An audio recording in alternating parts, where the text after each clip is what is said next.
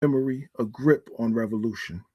Hands bloody, pain sharp, but you can feel it's the oppressor's last pull.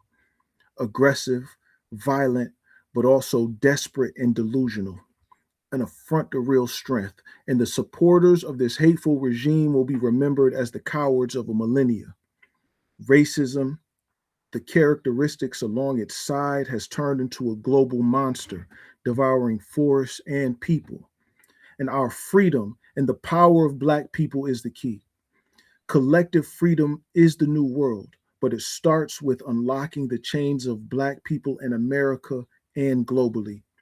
Chattel slavery, the action, and the institutions is the original cancer that remains killing us today. Two hard truths. The key is not and will not be given. The chains must be broken. The nature of this oppressive institution and its creators do not have the moral vision. They have lost the moral authority and cannot be trusted to make the right decisions for the collective of humanity. The historical reputation of the enslaver points to a nature of manipulation and violence going back thousands of years. And through that cyclical nature, the barbarian became the aristocrat. The originators of this particular country and the authors of the paperwork had a world in mind that no longer exists. It is time to rewrite the paperwork, and the authors must be the people, all people. In short, do not expect help from the system as it is. Break the chains for yourself and others. Two, do not we do not defeat the oppressor to become the oppressor. A principle that leaves revolutionary movements vulnerable to becoming the very thing they fight against. If we overcome, take over, just to emulate the very system and psychology that got us here in the first place, like hate and racism, exclusion, exploitation, usury, etc., then the leaders of the new revolution deserve to be overthrown as well. Counter-violence is justified in the revolution, but once freedom is gained for the oppressed, the violence to overcome must stop. Meaning that even the remaining cowards of this millennia must be welcomed back in at some point. And it hurts to say, type, think, but it's true. The question I pose to myself is, can culture change DNA or a historic reputation of pillage and violence? I think so.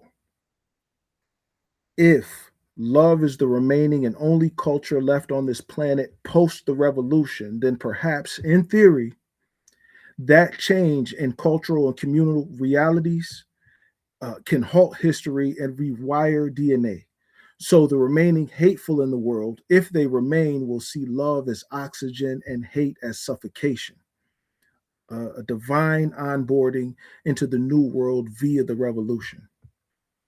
I'm just thinking openly, stream of consciousness flowing, but never give up. You're doing a great job. Keep doing it. Today we fight. Tomorrow we fight. The day after we fight. But one day in the future, we will be at peace. Too often we imagine liberation as a destination, a finish line crossed after some type of final battle. But the chain breaker requires daily practice tied to a belief system. It has to be protected, nourished, taught, and renewed by the next generation. The chains of yesterday can return in new forms tomorrow.